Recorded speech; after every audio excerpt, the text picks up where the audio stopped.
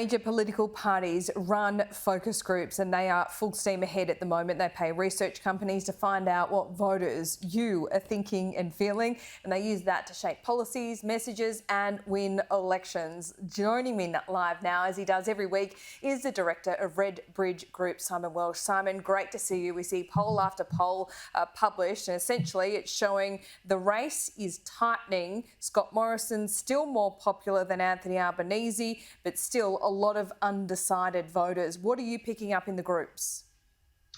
Yeah, thanks, Laura. Yeah, that's absolutely true. We've seen the polls sort of land last night, and they're still within sort of margin of error, 1 or 2% bouncing around, not a lot of move. And the sentiment in the focus groups is kind of along those lines. Like, it doesn't surprise me that they're coming through in the polls. So we're sort of getting this, and this could be a function of sort of the Easter Anzac, this sort of almost sort of hiatus in people's sort of attention on the election over these past couple of weeks. So that kind of doesn't surprise me. We've used that as an opportunity in this last week to sort of do a little bit of digging around some other issues, and we've gone in and had a bit of a look around what's happening around the sort of this coalition messaging around their little push around sort of transgender rights and the way they're sort of talking about those sorts of issues in this kind of last week. Okay, so tell me about that, because obviously Catherine Deves is at the centre of that. She's a Liberal candidate for Warringah. Is it hurting or helping the party? Yeah, it's, as all things in politics, Laura, a little from column A and a little from column B. I'd say at the outset, I shouldn't say absolutely no one, but the number of people that are voting on this issue in the way that the coalition are talking about it is infinitesimally small. So this is really about a values signal. So you've got to sort of evaluate it in those terms. And what we're seeing is, yes, that there is a cohort of voters that sort of look at this and go, well, you know what? He's a religious guy. They're a conservative party. So this, it kind of gels for us. And at least he's telling us the truth when he's saying these things. We kind of believe that he's this. So it gives him a kind of a, I'm talking about Scott Morrison here. It gives a kind of conviction to a certain sort of voter cohort, and that's an important voter cohort for the coalition because it's those on that right flank that they're losing to UAP, that they're losing to One Nation. So it gives us sort of a bit of appeal to that. The problem is, back in the centre and even the centre-right, people are looking at this and going, why are you talking about that now when we've got all these other issues that are going on? And you know what? We don't have an appetite to discriminate against trans people, particularly trans kids. I think there's a lot of people looking at it now going, how do I know my kids aren't going to be trans? So these sorts of issues, the attitude around this is really changing.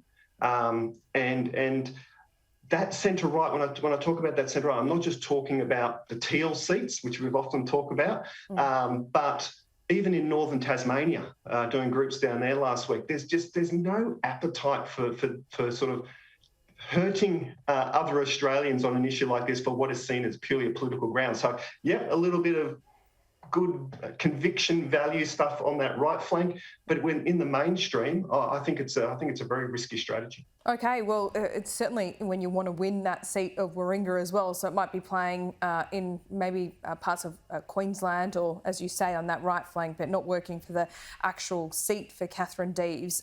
Look, interesting to look at this poll as well. Scott Morrison's popularity or approval seems to just be nudging up a bit as the election goes on. For Anthony Albanese, that is staying where it is, or in some polls it has actually gone backwards. Of course, it doesn't help because he's in COVID isolation. But what do you make of the importance of that, popularity of both the leaders?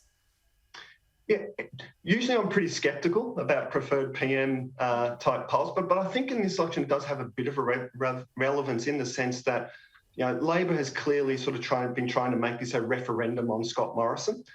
So I think in that sense, it kind of gives you a measure of the effectiveness of that. And my take on that is, I think we hit the low ebb on that prior to the election being called. So it's kind of no surprise to us with a bit of campaign treatment from the Liberals, particularly when they can stick on that economic frame and not get onto these social frames. that kind of is pulling people back to them. So I think what it's showing is a bit of the old regression to the mean, that we've hit the low ebb and it's starting to come back a little bit. But I think it is meaningful in the context of this election and Labor's sort of campaign thrust. Okay, so what are those messages you're picking up in these focus groups? Are you getting any of the, the election lines, the three-word slogans, if you like, getting repeated back to you? Is that an indication that some of these messages do work? Not a whole lot. In terms of sort of specific campaign stuff, what we're getting coming back to us is a lot of concern around, as you would imagine, around interest rates, cost of living and those sorts of things. The debt message. Interestingly, the greatest sort of repetition, if you will, of campaign messaging that we're getting is the UAP stuff. So they're out there talking about interest rates, they're talking about debt, and that's the stuff we're picking up in the groups. Wow, that's which amazing. Plays very neat. Spending $80 million on advertising does get you somewhere then.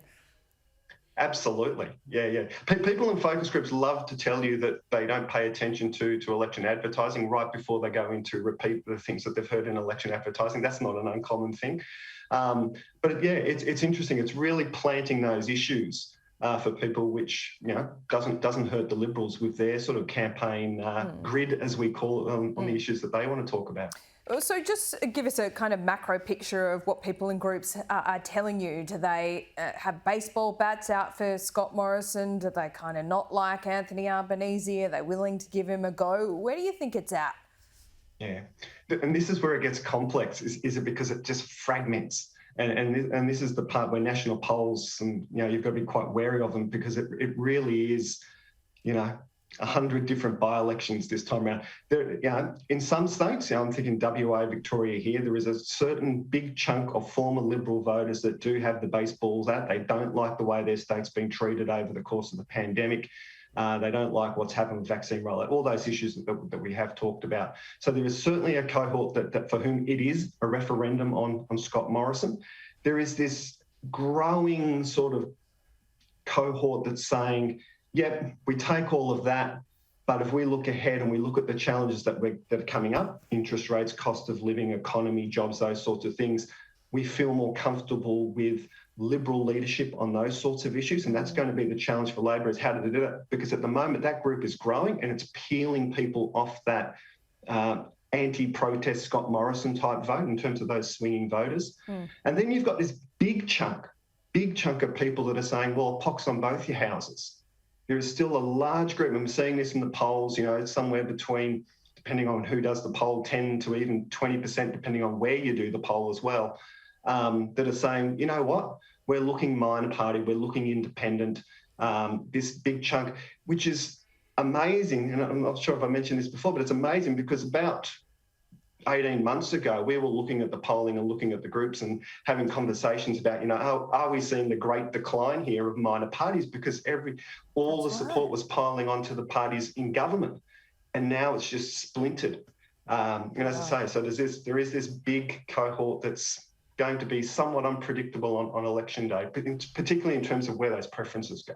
Oh, okay. Preference flows is one thing. So what do you think, Simon? If you had to put your house on at this point in election, would you say minority government, hung parliament? I would say minority Labor government. Again, they're ahead in the polls, so as the researcher, I would say that Labor minority government with, some of those, potentially some of those sort of teal independents, really. Excuse me, I've just lost audio. Sorry, I don't know if you can still hear me. Oh, that's all right. That's all right, Simon. He's technical issues, but we got the gist there from Simon. So he thinks at this point, listening to all the focus groups and reading the polls, and he's an expert, that at this point in the campaign we are looking at minority Labor government.